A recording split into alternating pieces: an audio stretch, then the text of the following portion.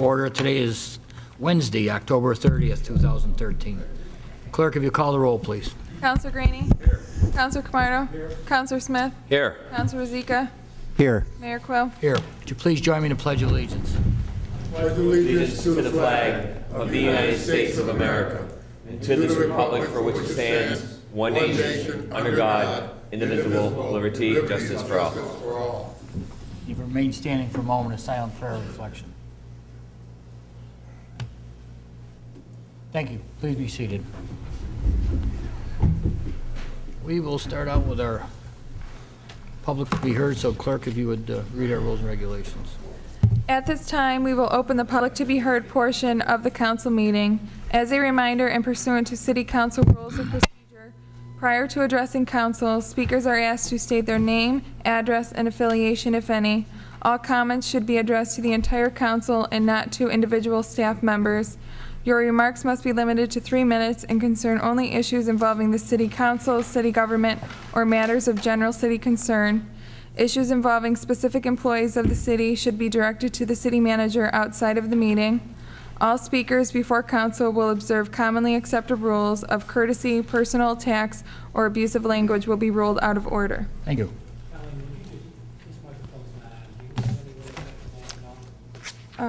They're all on, Counselor.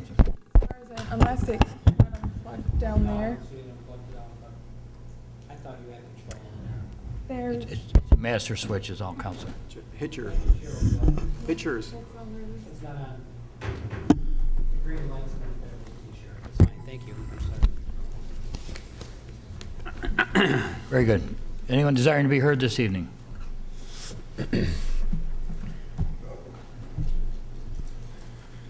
Good evening, Council. My name is Justin Huffman, 127 Genesee Street from the Camardo Law Firm.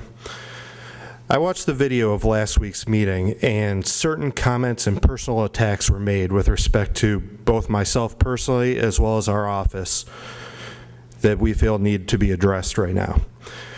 I was accused of arriving at City Hall unannounced, knowing the Corporation Council would not be there, and attempting to ransack the office. Such allegations are false and unprofessional. As we've discussed before, the EAF that was voted upon was missing every other page. While we were in the process of preparing our public comments to the SECRA, we went to the city clerk to review the record, was told that they did not have it, and I was sent to Corporation Counsel's office. Just to allege that I arrived unannounced, the bottom line is that I should not have had to even go to Corporation Counsel's office. These records should have been publicly available as required by law. I had a brief conversation with Mr. Fusco's secretary, wherein I was told that the EAF had not been fixed nearly a month after it was approved. To infer that I somehow knew someone's litigation schedule and waited until he was out of the office to attempt to somehow ransack the office is absurd, unprofessional, and defamatory. I demand a public apology. Our office has many good paying jobs and has invested significant money in downtown Auburn. As tax-paying citizens, we deserve to be treated with respect and dignity. Thank you. Thank you, sir. Mr. Davis, I think you had your hand up. Next, please.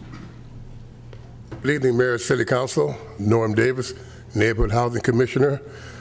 I'm just here to remind the citizens of Auburn, New York, I'm also on the executive board of the Salvation Army, making a plea to all our residents that they can help the Salvation Army in any way as far as our Thanksgiving, needing turkeys, as our chairman, Mr. Quill, that's Ron Quill, by the way, has stated last week.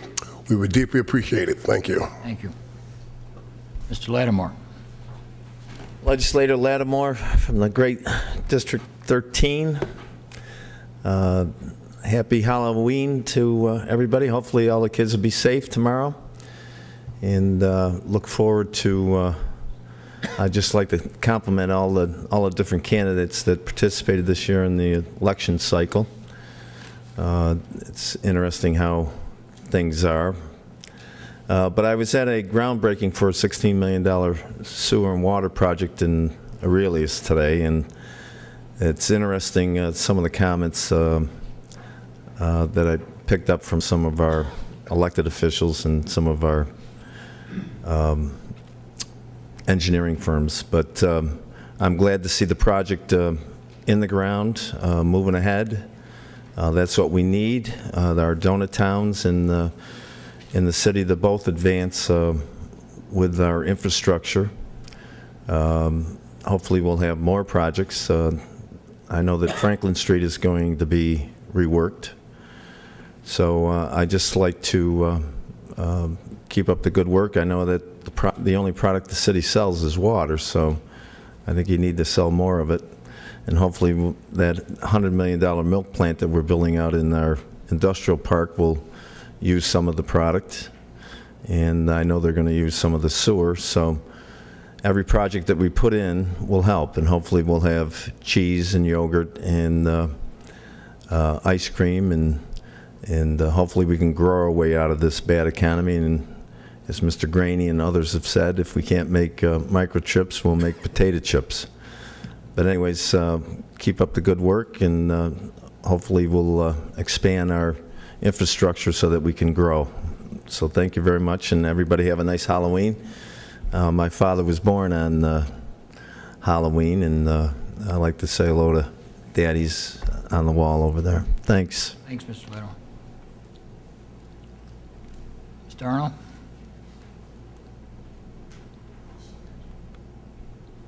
My name is Dave Arnold. I live at 29 Logan Street. I'm also the president of the Cayuga County Labor Council. I'm asking the council in the future to please address city employees, to include city manager and department heads, with a little more respect than some of them have been addressed. I'm really asking this. Thank you. Thank you, Mr. Arnold. Mr. Newart? Good evening. My name is David Newart, 14 Beach Ave here in Auburn. As suggested by a member of council, I did some research. Excuse me. 2012, the fire department here in Auburn responded to some structure fires, as noted before, but it was more than just toaster fires. The fire department also responds to other vehicle fires, outside fires, refuse fires. Last year alone, there were almost 300 false alarms, but could not be confirmed until the unit arrived. And let's not forget hazardous material calls and over 3,800 medical calls. Other medical emergency calls that include vehicle fires, vehicle crashes, cardiac problems, including CPR, men, women, and children who have been found unconscious. I did some research. And how can anyone compare two different emergency departments between the fire department and the police department, who have two very different missions? As for the 14 people versus 5 people on duty at a time, that was not exactly accurate. Currently, AFD has 65 people, while Auburn Police has 66. How the chiefs design and implement their people should be left up to them. And do you remember what it was like when the fire department had only 12 people on in a shift? At every structure fire, and I mean more than just toaster fires, a firefighter ended up in the hospital. This is a safety issue for everyone. Again, I did some research. And as for the fire department not being cooperative, as they've been accused of, between 1993 and 2004, the fire department agreed to straight time for overtime in the contracts that helped save the city thousands of dollars, if not hundreds of thousands of dollars, during these budget years, because the city was in bad shape. Has anybody acknowledged that one yet? Council asked for solutions during these tough times, but one totally disregarded them. Over $1.5 million had been available through the city for a period of 2 years, but you would not even entertain the possibility to file for a grant. An additional benefit to the SAFER grant would have been benefited this city since a veteran would have fallen under the grant. An additional year could have been added to one firefighter who is a veteran, but you said no to him. Is that you would not receive federal dollars to help the city if it meant helping the fire department. I did some more research. Last but not least, Auburn is compared to other fire departments in the area, including Elmira. Auburn has an ISO rating of 2. That puts Auburn in the top 1% of all communities in New York State with such an ISO rating, directly affecting lowering our insurance rates for the Auburn taxpayers. Elmira, who Auburn has been compared to, has an ISO rating of 3. Any higher rating greatly increases the chances of higher insurance rates. Where would our savings be then? It has also been said by a council member that Elmira has 30 uniformed firefighters. That is inaccurate. Elmira, in fact, has 60, and their annual run numbers is less than half of Auburn's. As suggested, I did my research. When you're making comparison with other communities... Mr. Newarter, I'm Yes, sorry, sir. your time is up, sir. Let me just finish one comment.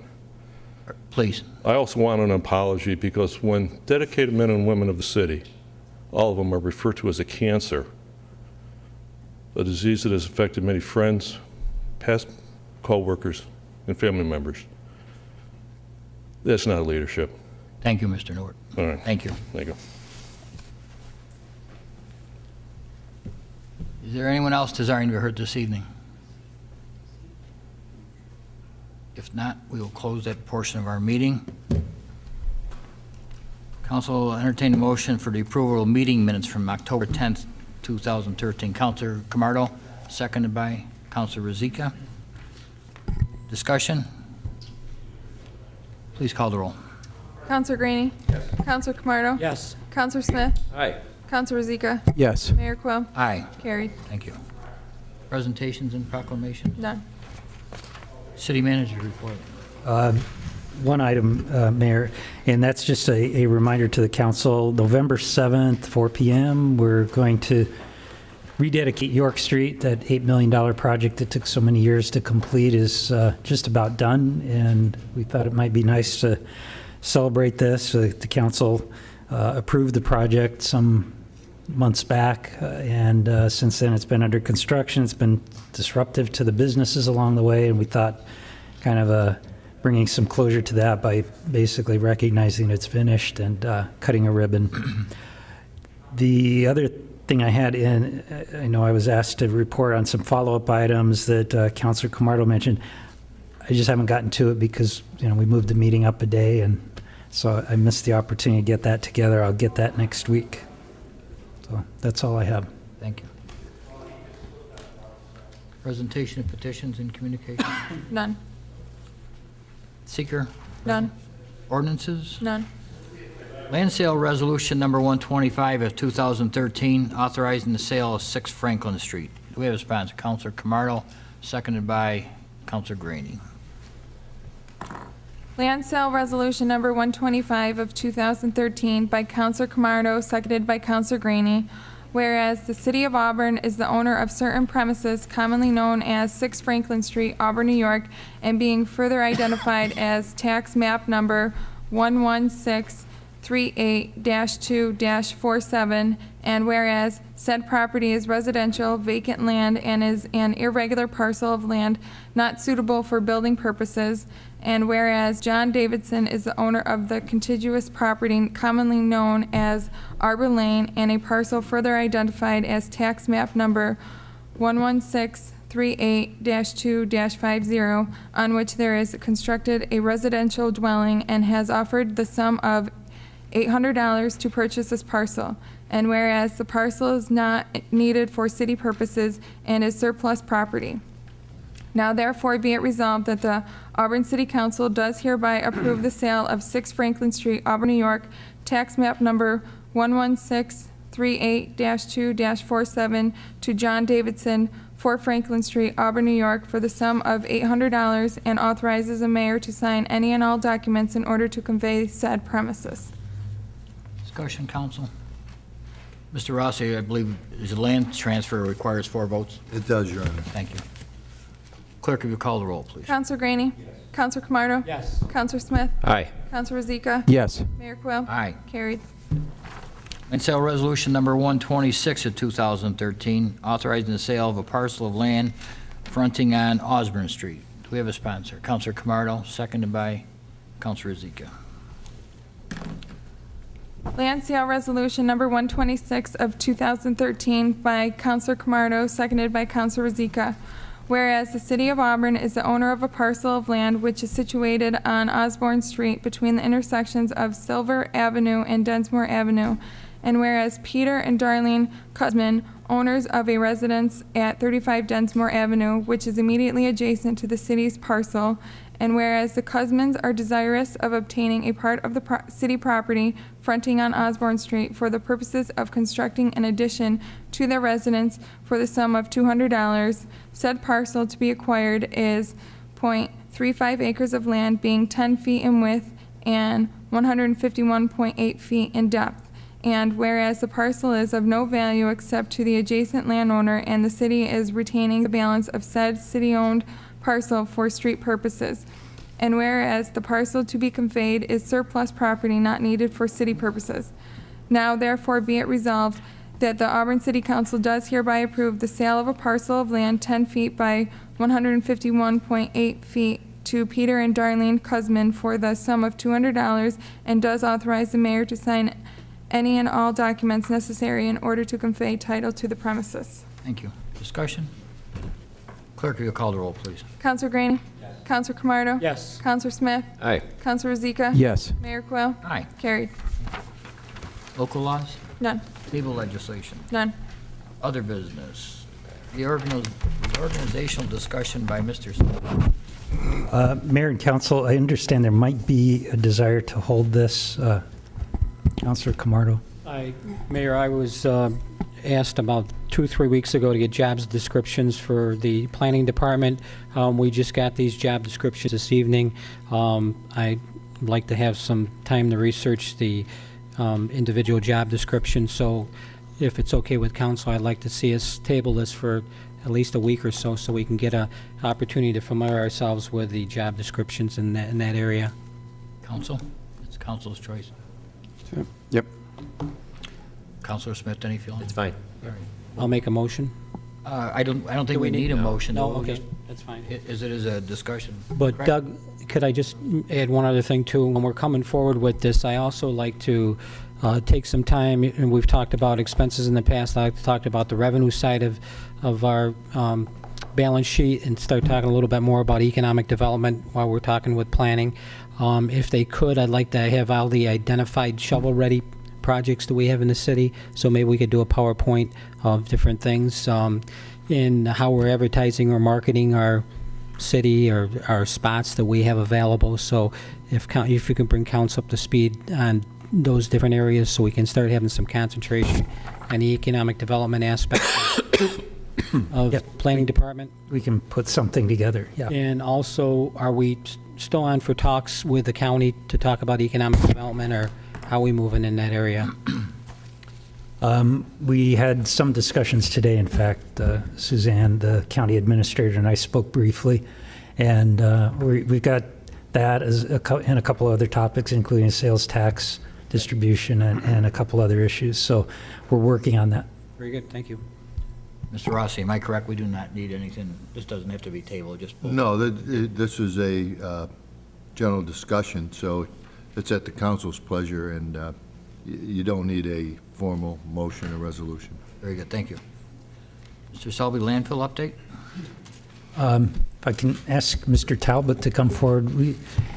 There were a number of questions the last time we had the landfill discussion, and we have a few answers, and I thought it was also timely to just continue the discussion, because we're far from a conclusion on what we need to do with the landfill. So, Mike, if you want to kind of give a little bit of an update on what you've done since the last meeting. Yeah, well, we went, the city manager and myself went over to Camillus, to the C&D landfill, and really investigated what reporting requirements and some of the operational issues. And surprising to me that a C&D landfill is really not as low maintenance as I thought it was, because all the requirements are the same, identical. The only savings, like we said before, is is the liner system itself. If you're 3 acres or less, you can go with a compacted clay liner. If you're 3 layers or 3 acres or more, you can go with a single composite liner. So, but there's still compaction requirements. There's still daily cover. Doug, I don't know if you want to comment on what we saw over in Camillus. It looked very similar to a landfill. You had your operating face and groundwater monitoring wells surrounding it. It's kind of a unique site over there because they have a closed landfill there, and then ironically, their leachate comes to our sewage treatment plant. So we saw where there wasn't any tankers filling up, but you could see the pad where they do fill. I think one of the biggest differences we saw was there wasn't a lot of blowing paper. Yeah. And there were only a few seagulls, so. Yeah, they fly over our place, but Yeah. it was, like I said, it's been surprising to me that the costs aren't less for a C&D landfill, even though probably there are advantages to segregating the waste. Obviously, there is a cost associated with it. So I know there was talk of possibly developing on our site a specifically segregated C&D site. So that's something is to consider, but the savings are probably anywhere from 25 to 30% on construction costs. So, generalizations, $550,000 an acre to build a landfill, be about $412,000 per acre for a C&D landfill, and all your closure and post-closure monitoring requirements are the same. So Mike, where was that landfill in Camillus that you were at? Do you know? it's on Belle Isle Road, Okay. right in Camillus. You get off Milton I've been Ave. there. Pardon me? I've been there. Oh, okay. What it is, that's kind of unique because it's the old Allied chemical beds that they're filling in. So it's a little bit different situation because Honeywell's committed to supplementing the cost because it's inherently some of their issues there. But, we were able to look, that's a very similar small-time operation as ours. They have one compactor, one bulldozer, and that's how they operate. They scale in and out, similar, to what we do. And maybe it would be almost representative if we went to a transfer station type setup. That's what really kind of had the feel to me like a transfer station. So, but they did have an operating phase. Hopefully tonight, though, what we can come to some agreement on, I think we are on the same page on this, of increasing our rates. So I don't know what else, really any update up to this point other than we'd really like to get some contracts for approval from the mayor and council. And for starters, and then of course we'll know more at the end of this calendar year, end of December, we do another survey down there for airspace, so. Mike, I know we talked about last time on exactly how much a ton of garbage costs the city to produce or to dispose of, I should say. Do you have any idea or a better idea of what that figure would come to? I'll have a more current one at the end of December, but remember, that's a direct factor of how much we bring in, so. But it's more than $22 a ton is what Yeah. you've been charging some of the recent haulers that have been coming in the area, correct? Well, there's only one, there's two haulers. One doesn't come in, and the other one we cut off, and they're about paid up, so. And I know they have expressed an interest in, obtaining the relationship again with us, so. But we're going to have some safety nets in there for us. So that $22 a ton is done. It's done, yep. Unless we mutually agree with them, which obviously we won't. Unfortunately, I don't think we can, but Yeah. because our costs are much higher than that. So is there an area that you would feel comfortable that would at least be covering our costs or making a little bet for a ton Well, of garbage that we could move forward with? As discussed, the material that really you can ask a more premium or a higher rate is what's pretty much local here to Cayuga County or in our vicinity. And unfortunately, that tonnage doesn't fill up our landfill. So we're left with a balance that we have to try and fill, or we don't fill and extend the landfill life. So I know you've mentioned that before also. Well, and I think we could extend it up to 10 years, correct? Isn't that the last we? Well, and this, again, these are all numbers, because you have to base it on something for our annual report to the state. At the end of last year, we had 4 years and 8 months left at 96,000 tons a year. No. So, Reduce that, not taking the outside garbage, just the local. Right. We could extend that life up to 10 years, I think. Well, yeah, you could extend it up to 20 years if you really scaled back. But of course, there's the domino effect of, then you have the numbers to try and balance. Now, here's the next question is, and I asked Doug, do you know how much debt's left on, I guess, the last, Yeah. one cell's been transferred to this current operating cell, part of the last cell? How much total is left on is what? Right now, it's 6.5 million.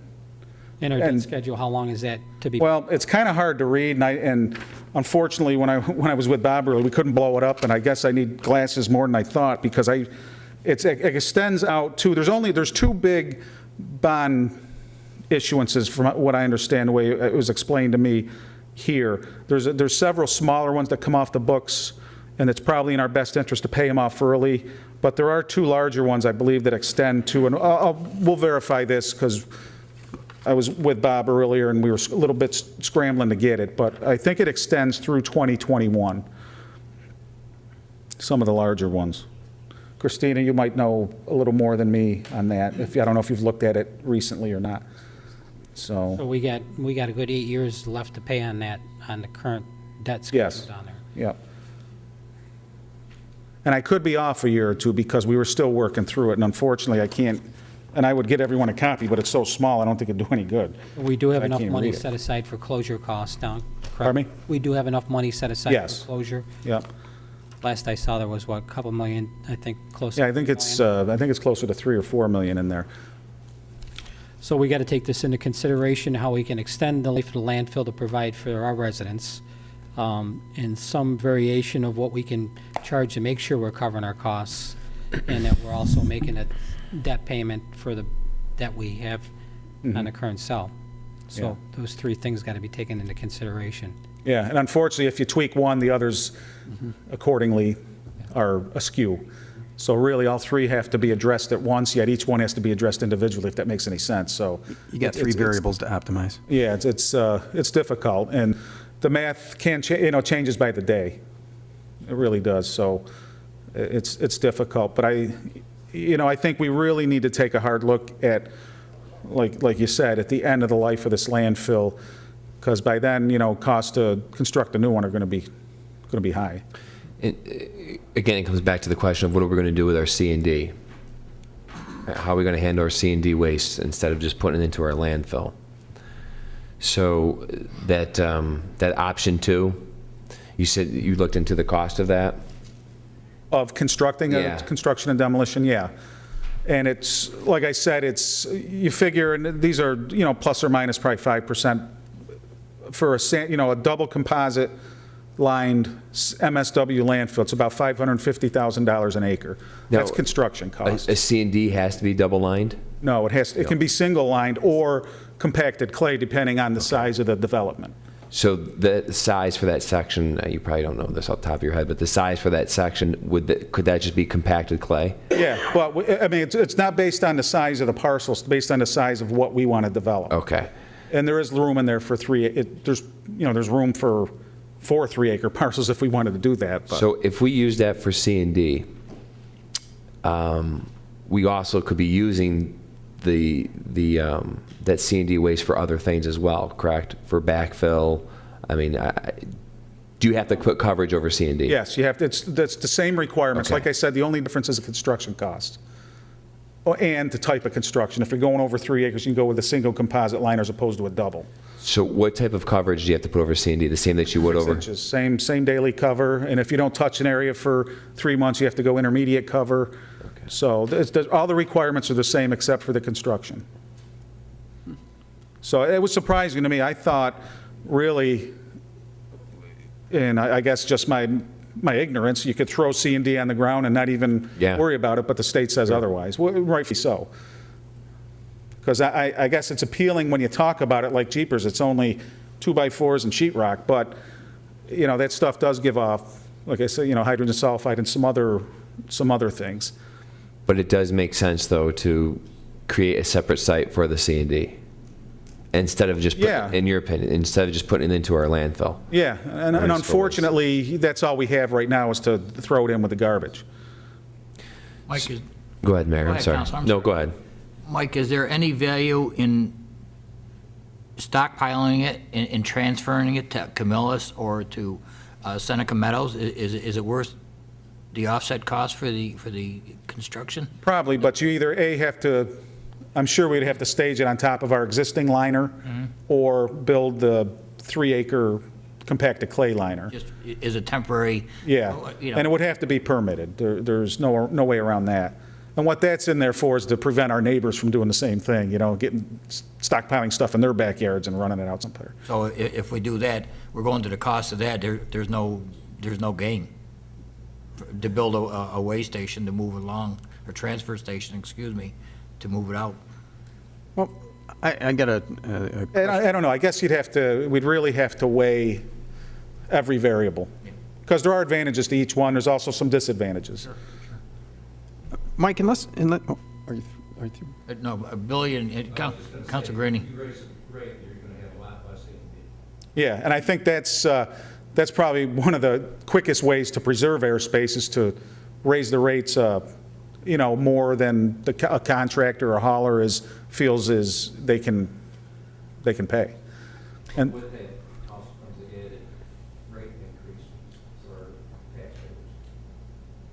yeah, and that's one of the revolving the shell game. So it's tough, and it's so dependent. As we all know, people are buying less, and like I go back to, we have a really accurate baseline because we offer curbside collection. We have a good profile of residents and businesses here in the city, and it's pretty constant the number of pickups we have each year. And like I said, garbage is down 8% over the last 3 or 4 years. And that's not just unique to our situation. People are reusing more. Everybody's just buying less. For the last, go ahead, Councilor Rizzi. Oh, I'm sorry. Mike, now with since we're not looking to tear down any huge buildings, or if we should do that, we could make special, but what about the roll-off containers? Is there a possibility of using staged roll-off containers that you can manage the C&D in when the container gets full, then you truck it either to Seneca Meadows or the Camillus site? Yeah. How much, typically, unless it's a big building demolition, we don't usually get a lot of that. Is that true? No, and really, I know that's always comes up, how we monitor what's coming in, and I'll tell you how we monitor it. If we were to put a camera up at the scale house, what you'd see is a tarp truck. And the state will be the first to tell you, we don't want anybody crawling in trucks looking. So what we, required by our permit, we have random load inspections each week, a few per operator back there. And what they do is, the garbage is dumped out, and it's spread out, and they estimate what is in there. So we have an accurate, as accurate as you can get, because you physically have eyes on it, and they fill out their sheets and hand them in. We have some haulers that are specifically C&D haulers. We have other haulers that are all MSW haulers. We have other haulers that are mixed. So, and then smaller haulers that use roll-off boxes here, of course, if there's a rate differential between MSW and C&D, they're going to tell you they run MSW in the roll-off boxes, but that's just not true. Nobody has a dumpster that they throw garbage in. Some people probably do, but it's very rare. So I know we talked about assigning a higher rate for roll-off boxes, and I know one comment, I think everyone got a copy of some of the haulers' comments back to us, was, well, wait a minute, I pick up MSW in roll-off boxes, which is unlikely because you'd have to throw that bag awful high to get it over the truck, But those are the games everybody plays, and that's okay. Everyone's got to make a living. We understand that, but also I hope we understand there's some definite advantages to our landfill. And I think all the haulers realize that. I think they're ready to pay, increased rates. So what I'm talking about is if we get a dump truck load of C&D, and it's obviously C&D, and it would basically let the guy just put it down, and then we put it into a roll-off container. When that roll-off container, how many you got staged gets full, then you say, okay, let's get it out of here, roll it to either the Camillus or the... Oh, right. And then this way here, it may be on the ground for a while, but not all that long. I don't know what the regulation is how long you can keep it on the ground before you just put it into either a roll-off container or a approved fill site. I don't know if there's any kind of wiggle room there, I gotta say. Well, I think the first issue that comes to mind, obviously, we would have to make preparations for that because we don't have a roll-off truck anymore. We just don't. So if anytime we have to move any one of our boxes from Casey Park or Falcon Park, we have to contract that out. But I know the state, because you got that garbage that's come in, it's already been weighed. Correct. So that's going to be applied against our permit. So what we'd have to do is work some arrangement out with it that the DEC approves, that in turn, we'd have to scale some garbage out that would then be deducted from our permit. So there's a couple of things, it's possible. I'm not aware of, some people I'm sure do that. Another problem possibly with that scenario is we'd be handling the material almost twice. I understand that. I mean, but a nicer option is, and of course it has its problems as well, is that if we could actually have the on-site grinder there that we can, mill it up and turn it into useful cover.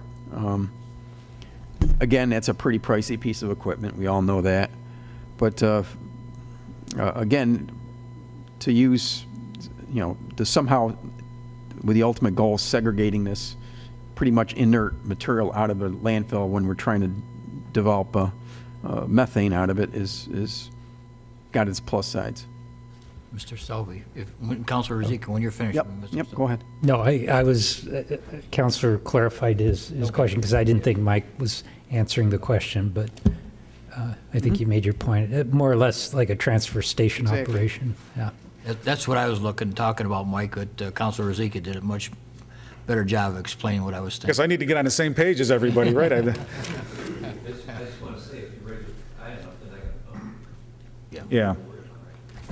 But in all our local haulers, they are at $39 a ton.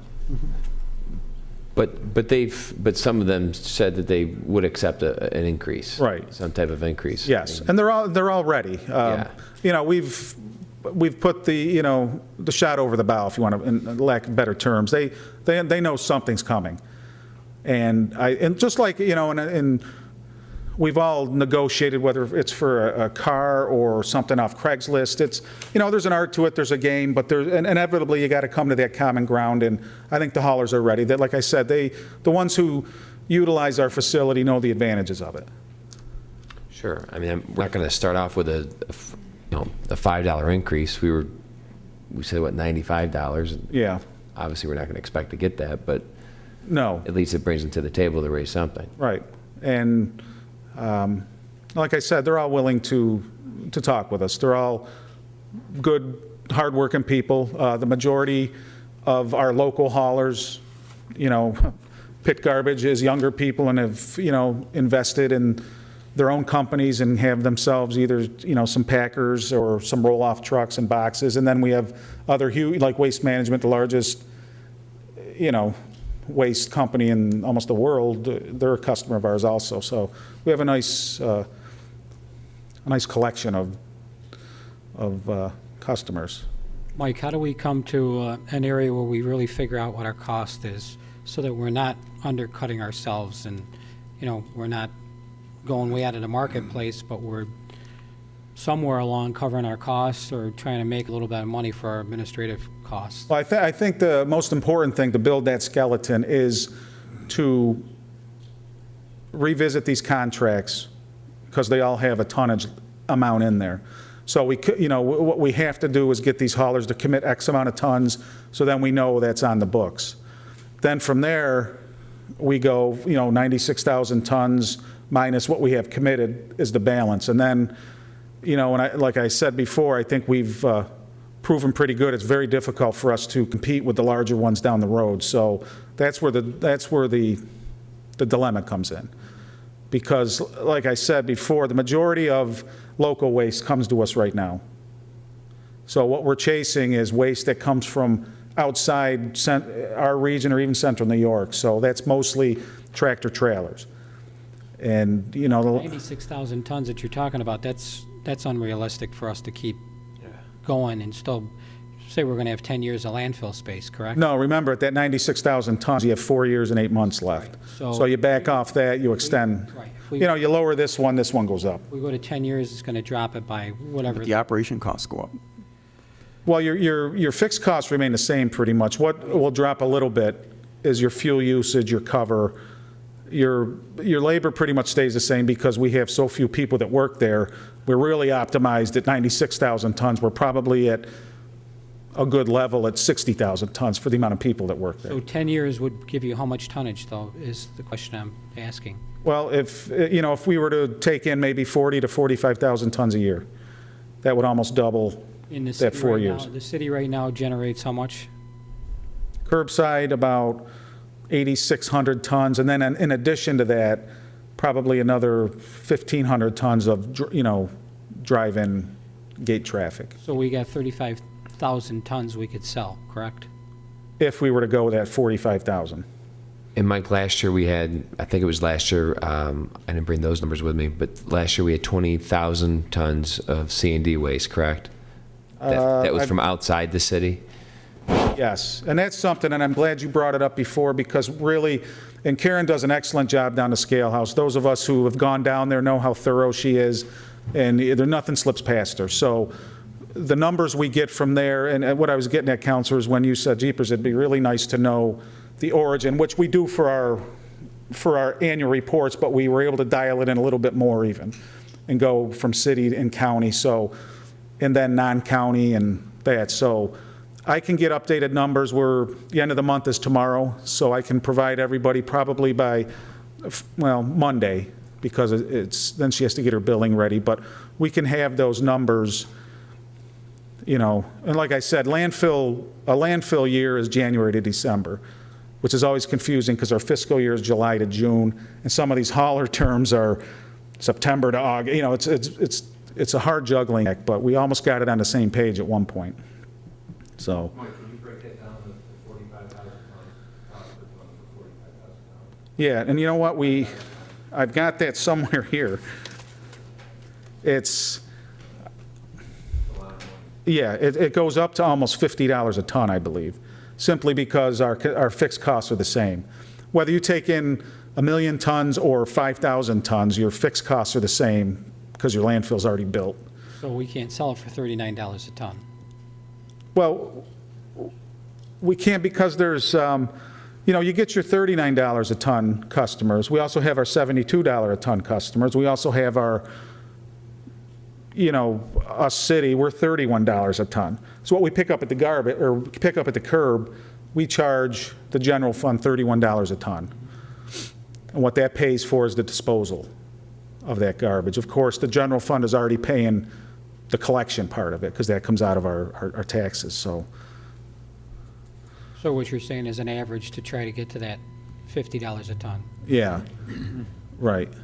And like I said, you tweak one variable, the other two have to follow, or three even sometimes, and, by the time you get around to that one, it looks like this one shifted again. So it's the pendulum, and it's difficult to balance, but we get as close as we can.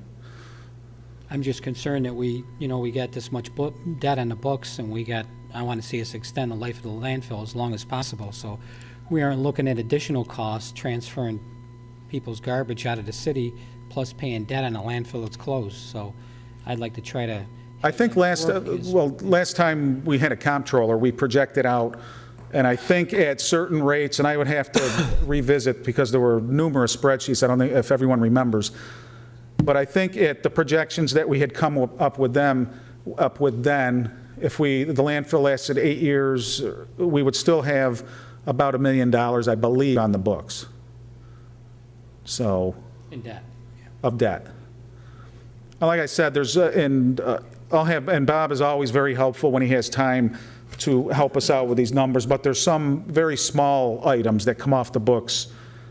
And believe me, I'm no finance person, but I know when we pay something. So, and it's a little bit confusing how they're listed and what it's for, because you have to go back in dates, but the big ones are construction. So what I'm hoping to do is get to the manager our contracts that are hanging out there right now with some rate increases. And, I'm hoping for some feedback on whether we want to venture into the area of charging a different rate for C&D versus MSW. And the only way to really do that is based on the type of vehicle that comes in. Because you don't want to sit there and argue with a driver about, well, what do you mean? I got 40% MSW, not 30. Then that's what'll happen. So I think, and everyone will be fine as long as we're very clear in our contract.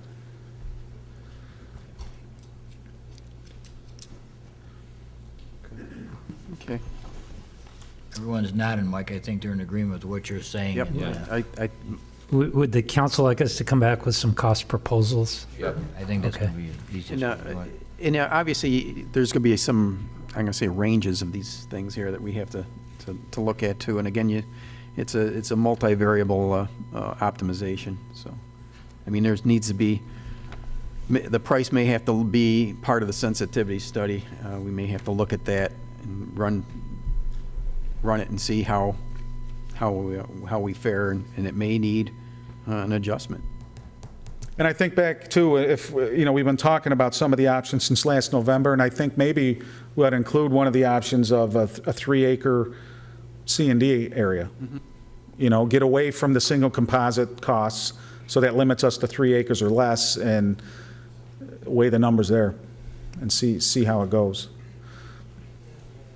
That'd be something for you, Mr. Selby, when you sit down Yeah. and put it together. Because I believe the regulations say 10 to the, if you talk permeability, I think 10 to the -7 for compacted clay liner, and some of the till existing naturally there's like 10 to the -8, so the soils are very conducive for that. We would just have to make sure the grain size is within tolerance of what the state requires. So we'd have to probably import some material in for that liner, but all in all, it's a favorable site for a non-composite liner, let's put it that way. So. And plus, given the fact that we're limiting the size, it sets it into a different cost. Right. And, at some point, I think at some point, we probably won't have a landfill in the community, but I think we should hopefully be able to offer the residents, the convenience of A, either a transfer station, or B, having a smaller C&D site so they can bring their rough material down. And they're, of course, always their yard waste and compost. Well, we can't lose sight of the end of the game here, because whether it's just basically, no matter which way we dice, it's a matter of time. Yeah. So it would be nice that the debt service would be retired by the time the landfill is fully filled up and closed. Is the likelihood of that happening is, to me, is somewhat not likely. And I guess, not contrary to our topics of discussion, but the landfill's had some really good years. And unfortunately, right now, like every landfill, there's a lot of airspace available right now, because you go right back to people buying less, people reusing more, people being more frugal. The So projection rates that we had before are now skewed off because of the trend down. Right, that's understandable. And hopefully we'll react accordingly and, really weigh our future in that. Yeah, we need to obviously use this to the taxpayer advantage as long as we possibly can. Yeah.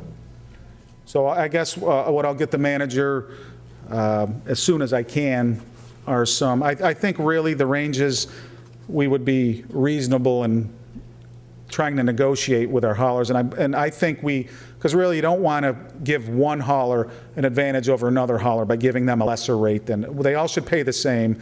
They all have the same client base. They're all chasing the same people in our area. So I think it's important that they all pay the same. Yeah, let's not get into something like our water and sewer rates where they're all over the board. That's, Yeah. Well, what's fair for one should be fair for all, and I think every hauler will agree with that. Yeah, I don't think anybody can fault you for being fair. Yeah. thanks, Mike. All right, thank you. Mr. Selby, your long-awaited tapestry report, Okay. please.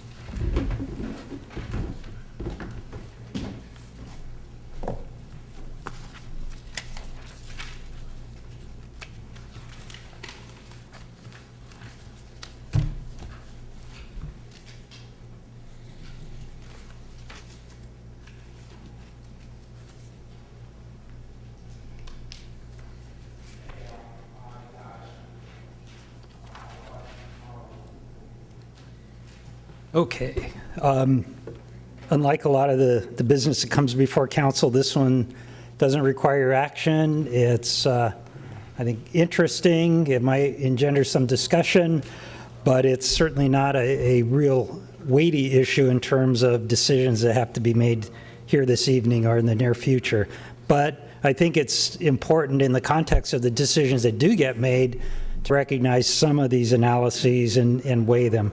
So what I'm going to present is a summary from a more detailed report prepared by a company called ESRI. It's specific to the city of Auburn, and the more detailed report's available if anybody wants to see it. There are a number of data sources that are employed in this report. They include the U.S. Census data, Dun & Bradstreet data, retail market data, Bureau of Labor Statistics data, Census of Retail Trade, and consumer expenditure surveys. So there's quite a bit of data out there, and what ESRI has done is to examine it, mine it, and come to some conclusions about what Auburn is, what our demographics are like, what our preferences are, and a little bit about our retail. Just general demographics. If we look at household incomes, there's a fair distribution of incomes, but most people are making under $75,000 a year total household income. And I should mention that throughout this presentation, I think with one exception, we're talking about households, not population. The population of Auburn is about 27,600 by the 2010 census. And we need to bear in mind that about 6.5% of that are, how can I put it politely, they're guests at the state prison because they are counted in the population of the city of Auburn. The age distribution, we have a good cross-section. I lumped some broader categories together, so just looking at people under 20 years old, there's about a quarter of the population, about 21% are 20 to 34, a little less than 40% are 35 to 64, and then we have about 16% that are 65 and older. The median age for the whole population in Auburn averages 39 years old. If we look at the number of households, again, this is census data. There are 11,691 households in Auburn. There are 6,150 families in those households with an average of 2.17 people per home. Interestingly, there are fewer owner-occupied properties than there are renter-occupied properties. So when we talk about our population, we are talking about a slight majority actually renting rather than owning their homes. Now, the ESR study did something kind of creative, and it created what they call tapestry segments. And these are definitions that they came up with to categorize by general cohort portions of the population with regard to their demographics, their preferences in terms of how they shop, their entertainment preferences, and things of that sort. The 10 categories that are shown on the slide represent the demographic or the distribution of tapestry segments for the city of Auburn.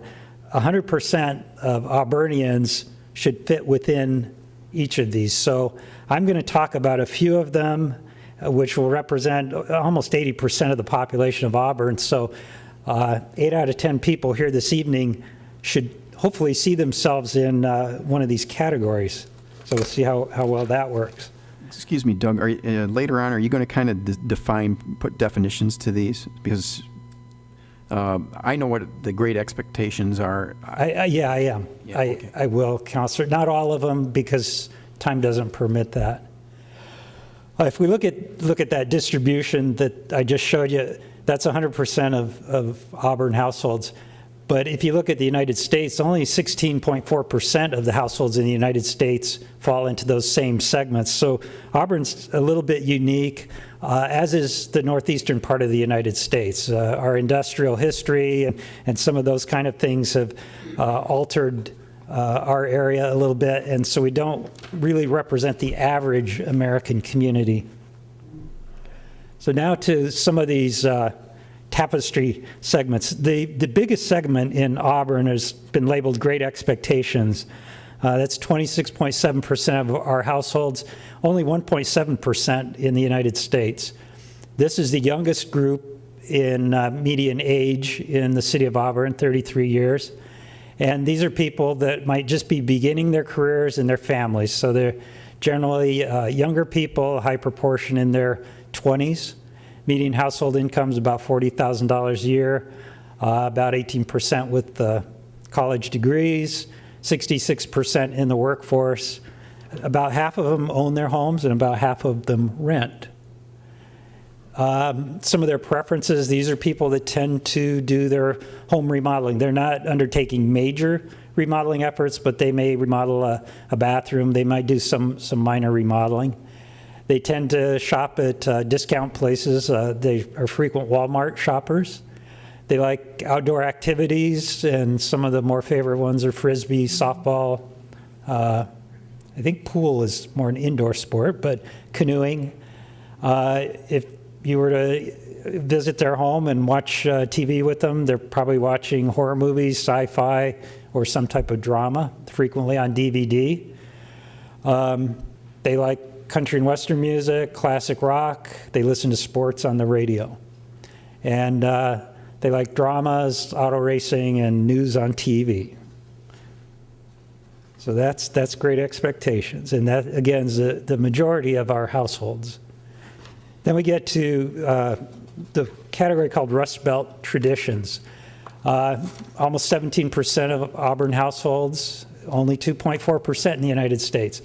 This is a mix of married people, single parents. The median age is a little bit older. The Great Expectations was 33. This is closer to 37 years old. Household income's a little bit higher than Great Expectations at $51,000 a year. Half of these people work in white-collar jobs on average. 15% have college degrees. 44% have attended college at some point. It's about 3/4 of them own their own homes. And these are people that tend to stay closer to home. They do the kind of things that, speak for myself, I do with my family. We tend to do a lot of things that are near our house or around our home. They're not people tempted by fads. They tend to stick with domestic automobiles when they're purchasing cars. They spend their money on their families, yard maintenance, and home improvements, typical of the idea that they stay close to home. They're financially conservative. They look for bargains and are frugal shoppers. They do use the internet. They play games and shop on the internet. They like bowling, fishing, hunting, auto racing, country music, ice hockey. They tend to watch a lot of TV, including sitcoms and sports.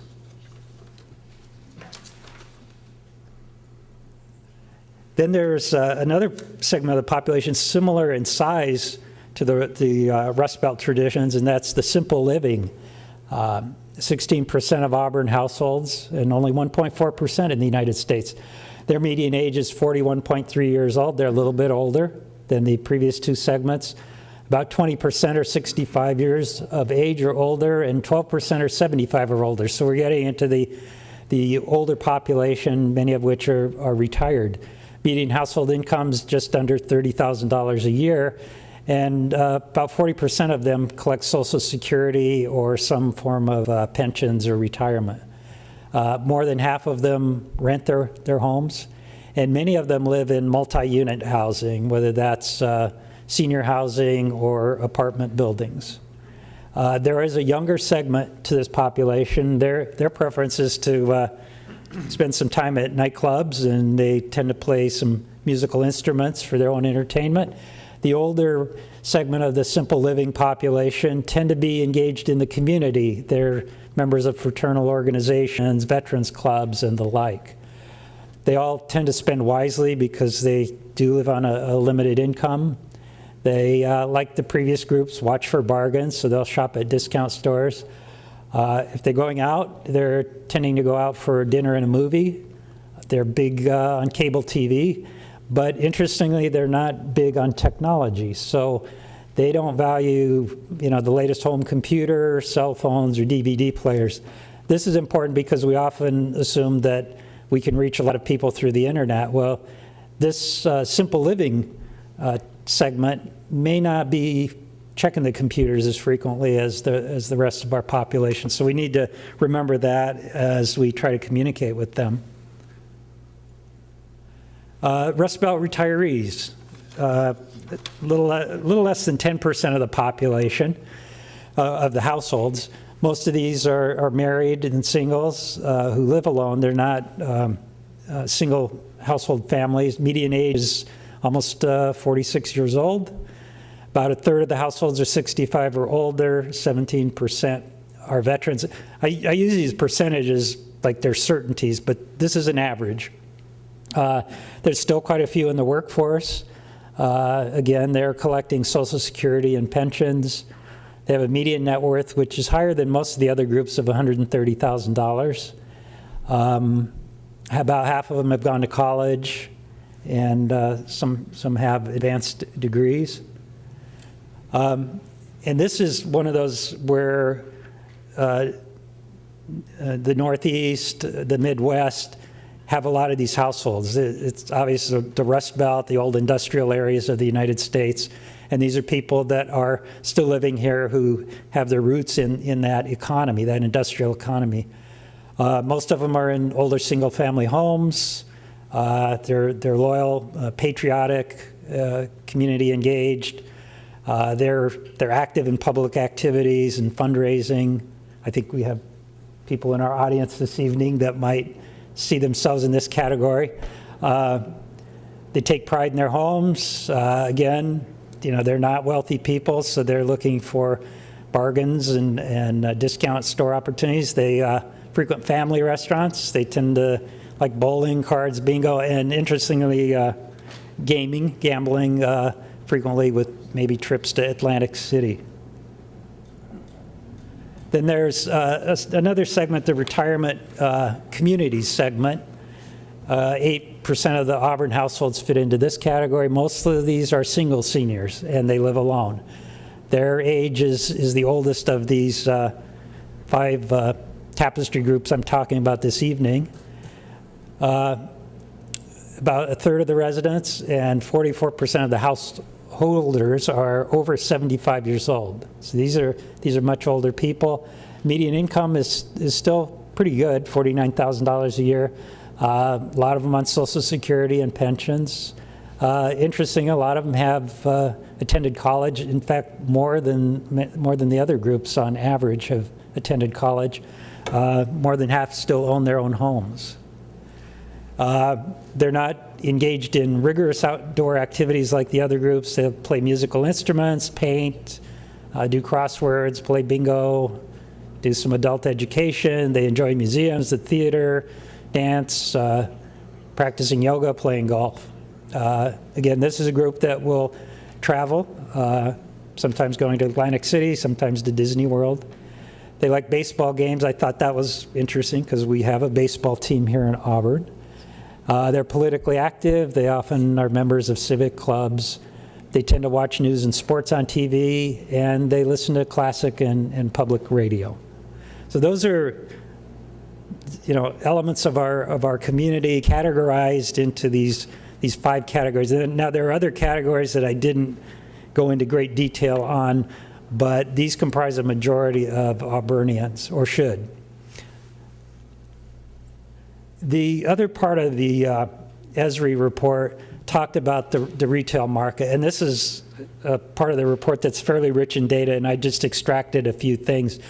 But to begin with, one of the things that the report talks about is supply and demand in terms of retail. There's retail potential, and that is the demand for services or goods. Then there's retail supply, which means the availability of goods and services. What this study did was to draw a boundary around the city of Auburn, our city limits, and look at the people within Auburn, the businesses within Auburn. And this data that they present, and some of which I'll talk about, is actually what's used by retailers when they're looking to locate a new facility, whether it be a big box type of business or maybe a smaller restaurant or a restaurant chain. What we call major leakage groups, these are the areas where Auburnians are spending money outside the city. We tend to have quite a high demand for motor vehicles, but we have a relatively low supply of motor vehicle dealers within the city of Auburn. And I won't put the mayor on the spot about where he bought his new car, but it's an example of just the way things are here. Electronics and appliances, most of those retailers are outside the city limits. Building materials and supplies, most of them are outside the city. Clothing and shoe stores, most of them are outside the city. So people are buying those goods, Auburnians are buying those goods, bringing them back into the city.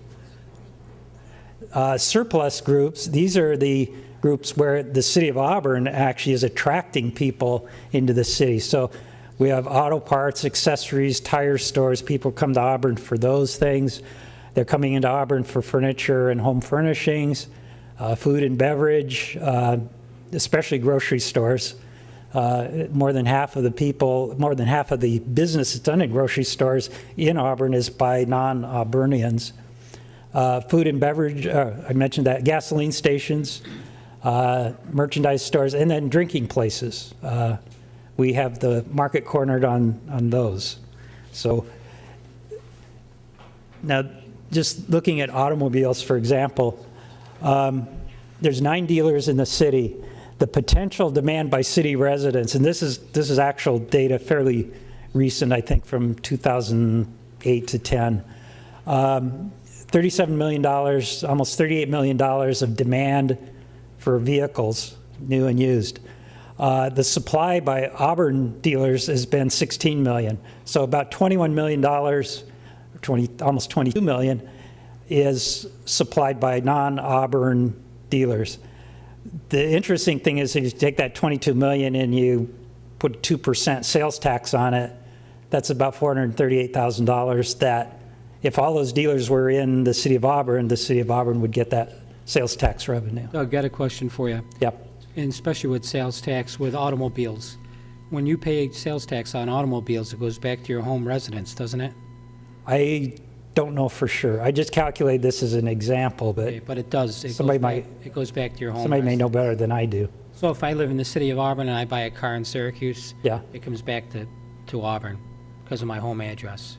Counselor, The sales tax does does. it come to Auburn or does it go to the county? Because I've heard all different Well, versions. it goes to the state first, and then the state sends it to the city of Auburn. City. But because of my home address is in the city, and they can track automobiles because you have to give that, it goes back to your home base. So that number might be, I'll check on that. Yeah, But this kind of thing would apply to, say, appliances as well, building materials, things that are bought outside the city. to track, but cars a little bit more. John, on that, back up on that thing here. I mean, the city of Auburn exempted out of the sales tax of outside city boundary sales, so I would think that money would sales tax would just essentially go to the county, would it not? No, if I live in the city of Auburn and I buy a car outside of the city of Auburn, I pay sales tax to the Syracuse but- dealer, it comes back to the city of Auburn. But it was not, by the sales tax, where we exempted out of the sales tax, I kind of wonder, or at least to me, it makes sense that it wouldn't go there, it would go right to the county, and whatever was sold in the city is what we get the tax No, I'm credit talking for. about, you're talking about personal goods, I'm talking about Okay. vehicles themselves. So that is a different category, okay. On the other side, just using grocery stores as an example, there are 17 stores in Auburn, and as I mentioned, most of the business is for these stores is by outside residents. So out of the $93 million of retail trade in that area, $54 million comes from people coming into Auburn and doing their shopping. Unfortunately, there's no sales tax here, so we don't gain anything from that. So those are two examples where we have what we call leakage, where we're losing business, if you will, to outside the city of Auburn. And then we have the grocery stores as an example of where people are coming into Auburn to do their shopping and retail trade.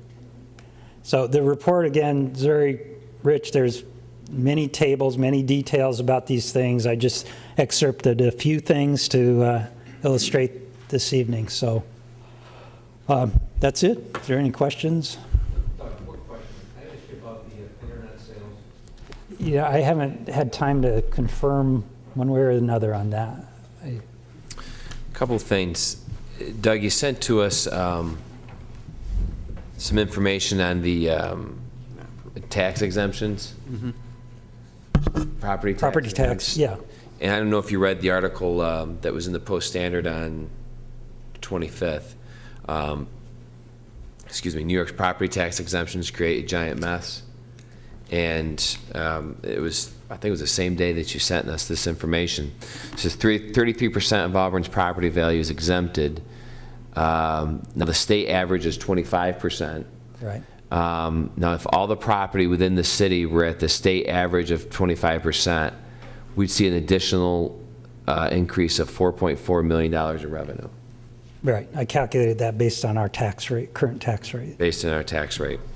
But this article was kind of saying what your statistics were showing, talking about what's happening within the state of New York and how homeowners and businesses receive more benefits to curb the exorbitant taxes, yet still demand services. The tax rates for all taxpayers increase to make up for the lost revenue. So your assessment may not increase in 5 years, but you can bet your tax bill will increase well into double digits. In doing prepping for this, your presentation, some statistics came out last Friday on, these are some local statistics. And again, I think this is something everyone needs to keep in mind. These just came in. The city of Auburn makes up 35% of Cayuga County's entire population. The 2010 estimated population was 27,687. And again, unfortunately, if you look at the charts, this is from the New York demographics, Auburn demographics, excuse me, current data, census data for Auburn, New York. You see the chart that they have from 2010. Unfortunately, we see a declining in our population. But one of the things that people need to keep in mind, especially us, is 12% of Cayuga County's population was below the poverty level. The largest concentration of these individuals within the city of Auburn at 18%. So 18% of our population was below the poverty level. We also had with our school district, 40% of the children that are enrolled in the Auburn School District are eligible for free school lunches. 40% in our Auburn School District. And these are very, very telling numbers as to why we need to change things and why we need to do it in a very expedient manner. Compared to other school districts, like Wheatsport was 14%, Union Springs 18%, Southern Cayuga 35% was the second highest, Moravia third, 33%. So 40, and also our classification for the Auburn School District was changed. So we receive more money from the state due to the fact that of the high poverty rate, and because of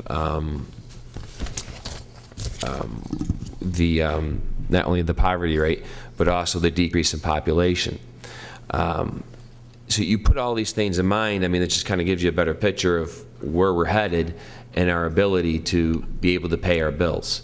And that's why we need to address how we work, how we do things, and how we operate within the budget. And as difficult as a task it may be, it needs to be done.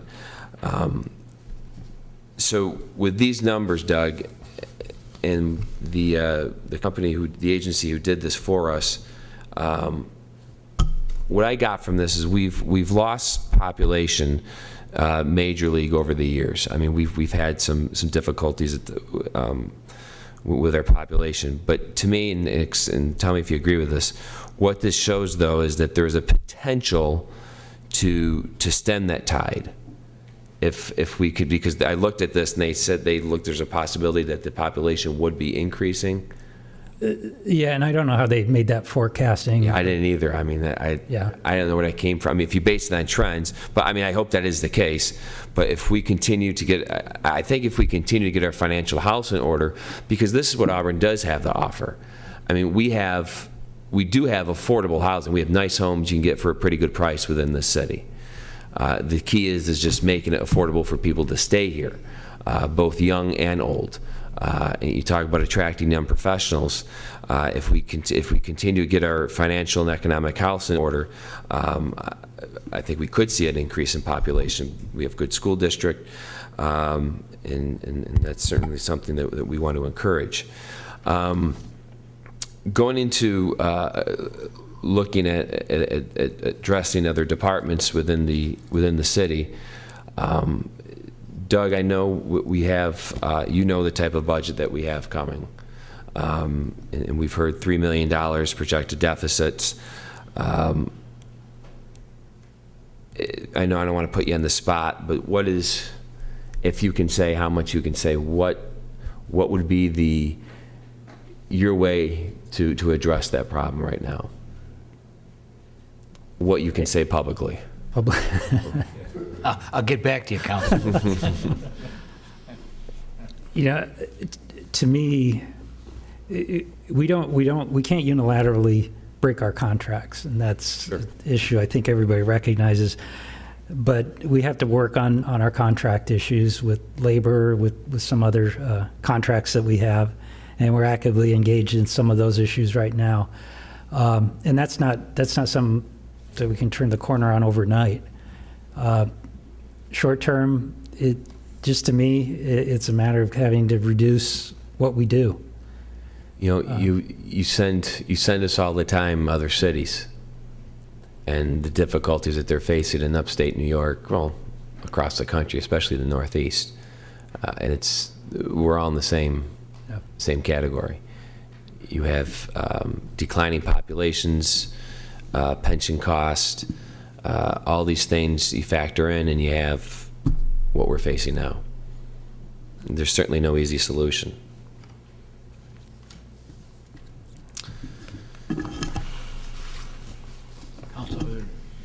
Councilor Smith, you still want the floor, is yours, but other business for remainder of council. I did have one. Doug, Friday night, we were called to, what's his name? Give him one update on the Court of Appeals after.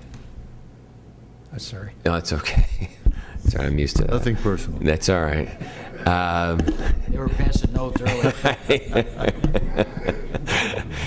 Friday night, we were called out to Mackenzie Childs, our fire department, out in Aurora, and that's at least 30 minutes.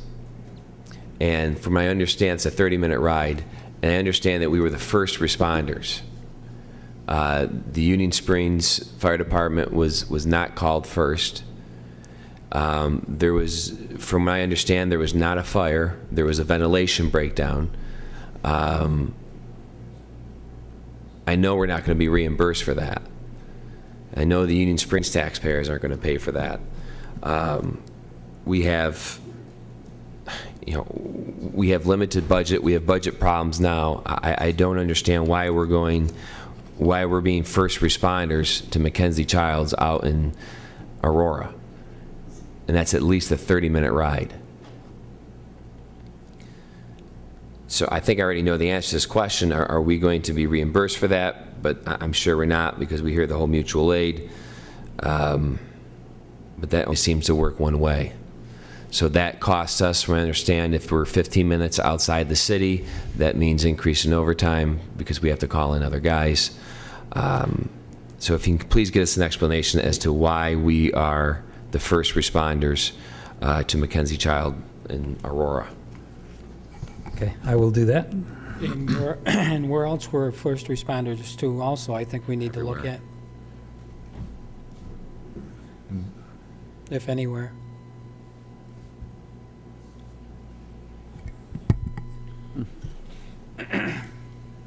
Anything else, Council?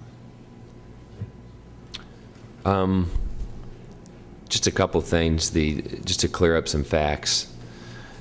The Elmira Fire Department, they have 4 shifts of 10 to 12 firefighters that covers the city at all times. Their fire department budget is $4.3 million.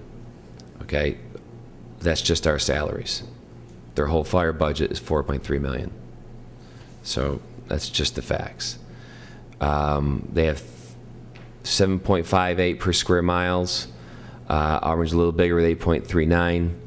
They have 4,200 people per square mile. Auburn has 3,300 people per square mile. North Tonawanda, New York, up near Buffalo, 31,219 people population. They have 39 full-time. They have a combination of full-time and part-time fire department. Their budget is $3.6 million. I can go on with Middleton, Glen Cove, New York. So, again, those are just the facts. I'll stop, Pete. I just have one of the ones that I wanted to talk about. I think Matt's covered as far as the demographic. I'm sure everyone's seen this. It was in the in our city mailboxes. It says, "Dear Auburn City Council members, I'm a lifelong resident of Van Patten Street here in Auburn, and I've lived there for 48 years." There was a court order posted on the door by Judge Thomas Leone several months ago directing that the structure be torn down.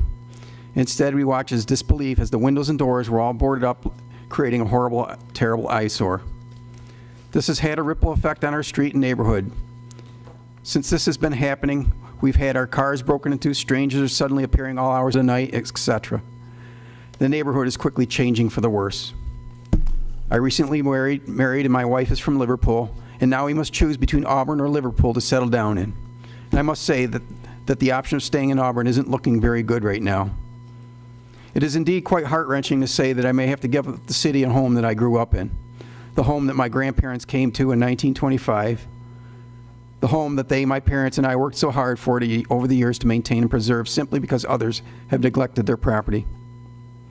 Real estate agents have told me that this certainly is impacting the value of all the surrounding homes, and it will only get worse if this situation isn't addressed. There's also other homes on Van Patten Street that have fallen into neglect by their owners. If something isn't done now to address this problem, you will be looking at another Orchard Street mess very soon. It says, as elected officials of the city of Auburn, I'm appealing to you to do whatever in your power to save our neighborhood and street. I invite you to come and see for yourselves firsthand the situation that I have described. There's been much talk about the claim of Auburn being the best place to raise a family. If we fail to stop the deterioration of our once great neighborhoods, how can we make that claim with a straight face? It says, thank you for your consideration in this matter, and it's signed by the homeowner and the address. And he gives his contact information. I went by this home, and I have to say it's atrocious. I don't know what the plan is for that building. It seems to me that if there's an order to tear it down, the owner should be responsible for that. Is that not true? So, in all matters here, I mean, I think since this has already been court ordered to be demolished, all the effort must be to obtain some responsibility of this homeowner to do something about it. This is effective. This is why we put the vacant building registration in effect. I mean, this blight is what we're trying to address here with that. And here you have firsthand evidence from a lifelong resident that he's begging for help here. Okay. So I think if we could find out who owns that home, yeah, and see what we can do to get them to take responsibility for that home. I haven't seen that letter, Counselor. If we could get it was in our city mailbox, and it was dated October 23rd. Okay. I have a copy here. I can just pass it to you. Okay. My heart goes out to the guy. In fact, I know him. After I seen the name, I know him personally. So. That was in everybody's mailbox? Yes, it was in your city mailbox. It's October 23rd. Yeah. I should have probably forwarded it to everyone's personal email, just so everyone could see it. Counselor, with your permission, we'll get copies made and place them in the remainder of the mailboxes. I don't see a problem with that. That was was sent to us all. We'll take care of that. Thank you. Another issue I'd like to address is what was said at the forum last night. I'd like to address the city's clerk's accusations against me during the debate that was aired last night regarding the secret process for that theater project.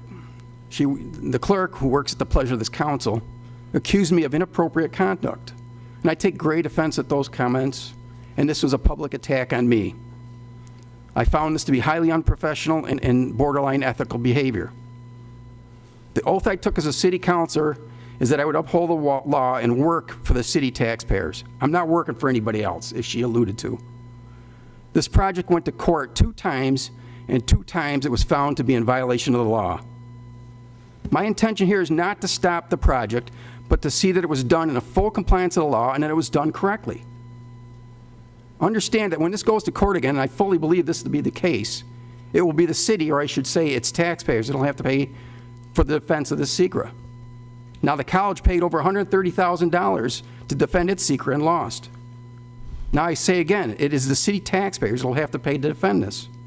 How can we afford to spend hundreds of thousands of dollars defending this when it could have and should have been prevented? To me, there are several issues present, and in my opinion, I feel that we still did not fully comply. But it's not going to be up to me to make that determination. It'll most likely be the judge. And that decision will come with a huge price tag on it. So let me remind you all that I am working for the city taxpayers and have their best interest at mind. Thank you. Anything else? Recap? If I may make one Mr. Rossi, comment, Your please. Honor, just to advise council.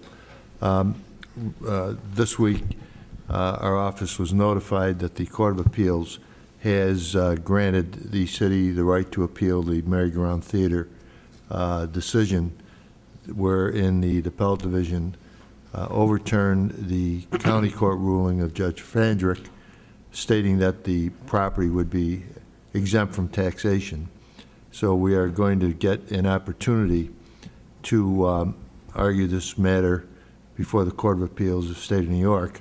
And interestingly enough, this information was picked up by NICOM, and they have alerted all of their members, together with NISAC, which is the county association, several different unions, and they may very well file a brief of what they call friend of the court on behalf of our position. So, John, what kind of revenue are we talking here of us possibly losing?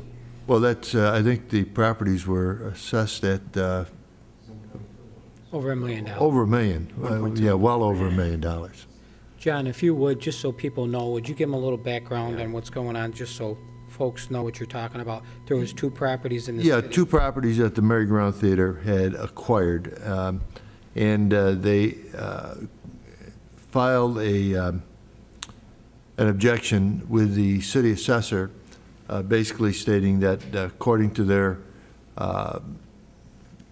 organization and the manner in which it was formed, that these properties would be used by the theater, Merry-Go-Round Theater organization, to house actors and or employees, and since they claimed it was in furtherance of their original purposes, that which is a tax-exempt organization, that these properties should be tax-exempt also. The matter was heard first by the Board of Assessment Review, which, of course, stated that they were not exempt. It was brought, I believe, in Article 78 proceeding before Judge Fandrick, who ruled in favor of the city, and it was appealed thereafter to the Appellate Division 4th Department, which unanimously ruled against the city. And as a matter of law, you cannot appeal a unanimous decision to the Court of Appeals. And Assistant Corporation Counsel Andy Fusco made the application, and to his credit, that application has now been granted, which gives the city another opportunity to have a legal ruling, and if successful, these properties will be subject to real estate taxation, not only by the city, but by the school and the county. That's where we're at right now. That ruling potentially opens it up for other people to follow, so does that not? Oh, I think in the context of what the NICOM, they have alerted all of their members and said that exempt properties are a common problem for all municipalities. So that it is in all municipalities' best interest that they participate in this proceeding. And it will not only, if Auburn is successful, it will help Auburn, but that theory of law will also apply to basically every municipality in the state of New York. So it has far-reaching implications, Yes, obviously. no question.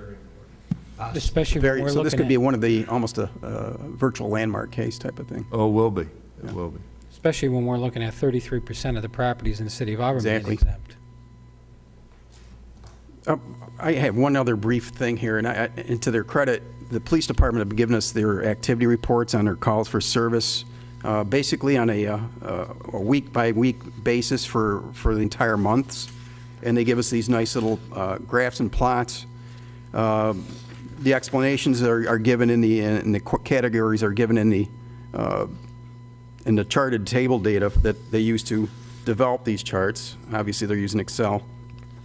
And I'd like to see something very much along the same line of that with the fire department, to break down the activities so that we all can see this in a same type of fashion, which I think is of great value to understand.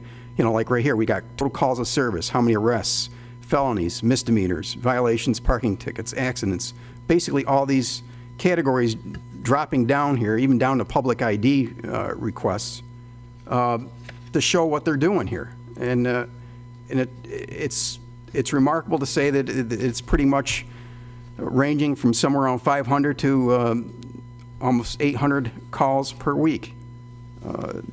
That's a huge amount of work for these guys, and they're managing it. It's depressing. And yeah, it's a sad state that we're seeing that here in our area, especially the number of domestic issues and things like that seem to average anywhere from 26 to 20 a week. That is depressing.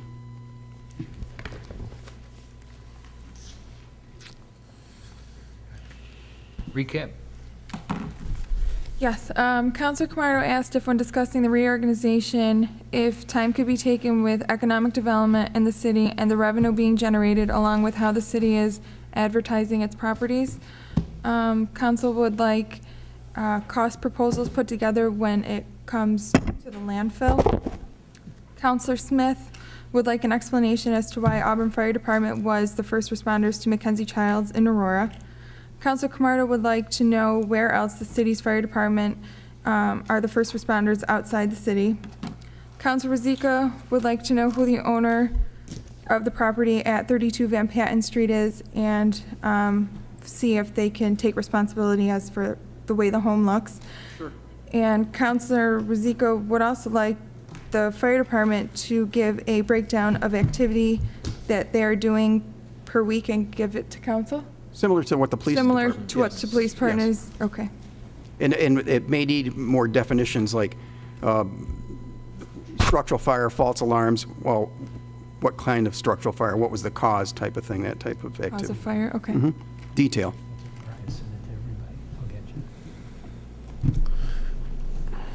Is that correct, counsel? Yes. We have a request for executive session. I have none, Your Honor. No? If not, we'll entertain a motion to adjourn. Counselor Camardo, seconded by Counselor Graney. Call the roll, please. Counselor Graney? Yes.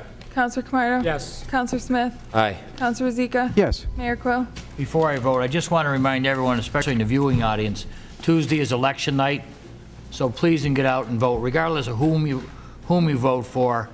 Get out, vote early, vote often, as the old saying is, but please exercise your right. It's one one of the few countries that allows it, so please vote regardless. And with that, I vote yes, and we're adjourned.